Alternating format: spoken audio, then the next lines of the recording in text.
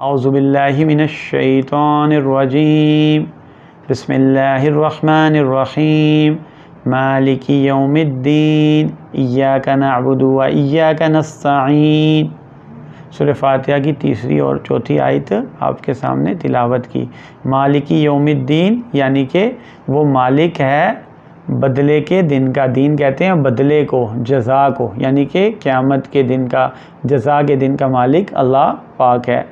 और इय्याका नअबुदु व इय्याका नस्तईन, हम ख़ास तेरी ही इबादत करते हैं और तुझी से मदद मांगते हैं। मालिकी यौमिद्दीन यानी कि उस दिन अब सवाल ये पैदा होता है कि अल्लाह ताला तो आखिरत में ही मालिक नहीं है बल्कि दुनिया में भी मालिक है। दुनिया में भी हर चीज़ का मालिक तो अल्लाह पाक ही है। तो यहाँ आखिरत का खाली क्यों तस्करा आया, दुनिया का तस्करा क्यों नहीं आया? तो ये इस वजह से है कि दुनिया में और भी मखलूक़ात की, इंसानों की भी बहुत सारी आर्जी मिल्कियतें भी होती हैं। जैसे कि हम देखते हैं किसी के प्लॉट्स होते हैं, किसी की प्रॉपर्टी होती है, किसी की जायदाद होती है, किसी की गाड़ियाँ होती हैं, किसी की ज़मीनें होती हैं। तो ये छोटी छोटी मिल्कियतें बहुत सारे लोगों की होती हैं, ओहदे होते हैं, उनकी हैसियतें होती हैं। लेकिन आखिरत में ये सारी आर्जी हैसियतें, सारी आर्जी ओहदे सब ख़त्म हो जाएंगी और मिल्कियतें ख़त्म हो जाएंगी।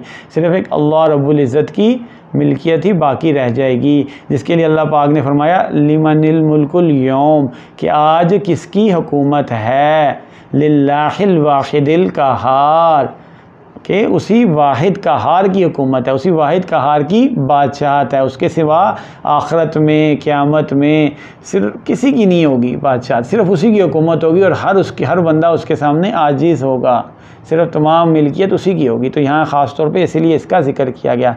आगे फरमाया अल्लाह ने इय्याका नअबुदु, कि ख़ास हम तेरी ही इबादत करते हैं, और इय्याका नस्तईन, ख़ास तुझी से मदद मांगते हैं।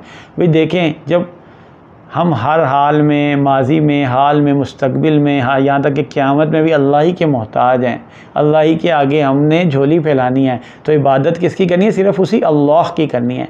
इबादत कहते किसे हैं? इबादत कहते हैं कि किसी की अज़मत और बुज़ुर्गी को मानते हुए, अपनी ज़िल्लत के इज़हार करते हुए अपने आप को उसके आगे झुका देना। जैसे हम नमाज में करते हैं कि अल्लाह को रब मानते हैं और सजदे में जब जाते हैं तो अपनी नाक और पेशानी अल्लाह के सामने पेश कर देते हैं, यानी कि कहते हैं कि अल्लाह तू ही बड़ा है, तू ही बुज़ुर्ग है, तू ही ताकत कुदरत वाला है और हमारी कोई हैसियत नहीं है। तो ऐसी ज़ात की इबादत करते हैं जो हर चीज़ का बनाने वाला और कादिर मुतलिक है और हमारी हर ज़रूरत को पूरे करने वाला है। तो अल्लाह के सिवा किसी की इबादत करना जायज़ नहीं है, किसी को सजदा करना जायज़ नहीं है, किसी के आगे झुकना जायज़ नहीं है। व इय्याका नस्तईन, और हम तुझी से मदद मांगते हैं। अल्लाह के नबी करीम सल्लल्लाहु अलैहि वसल्लम की हदीस है, इज़ा सअल्ता फस्अलिल्लाह व इज़ा इस्तअनता फस्तईन बिल्लाह, जब भी सवाल करो तो अल्लाह से करो और जब भी मदद मांगो तो अल्लाह पाक से मांगो। भाई जब हुकूमत अल्लाह की, ताकत अल्लाह की, कुदरत अल्लाह की, हर चीज़ अल्लाह के इख्तियार में है, तो मदद भी सिर्फ़ अल्लाह ही से मांगनी है, रिस्क भी सिर्फ़ अल्लाह ही से मांगना है। बीमार हो जाऊँगा तो सेहत तंदुरुस्ती भी सिर्फ़ अल्लाह ही से मांगनी है। शिफा कौन देगा? अल्लाह देगा। रिस्क कौन देता है? अल्लाह देता है। औलाद कौन देता है? अल्लाह देता है। तो हर मेरी ज़रूरत का पूरा करने वाला मेरा रब है, रब करीम है। और अगर अल्लाह कमज़ोर हो, नाउज़ुबिल्लाह, ऐसा हो कि अल्लाह में कुदरत ना हो, ताकत ना हो, तो फिर तो हम किसी और के दर पे जाएं। लेकिन हमें पता है कि सारी कुदरतें, ताकतें, अज़मतें सिर्फ मेरे रब के लिए हैं। तो जब रब के लिए हैं तो फिर उसी से मदद मांगनी है और उसके सिवा किसी के आगे नहीं झुकना। और इसमें एक चीज़ भी सीखे ना कि जैसी उम्मीद अल्लाह पाक से रखनी है, मखलूक में उम्मीद बंदा रख सकता है, कोई ज़रूरत हो तो दुनियावी उम्मीदें भी होती हैं, लेकिन जो उम्मीद का लेवल अल्लाह के साथ ख़ास है वो मखलूक के साथ ख़ास नहीं है।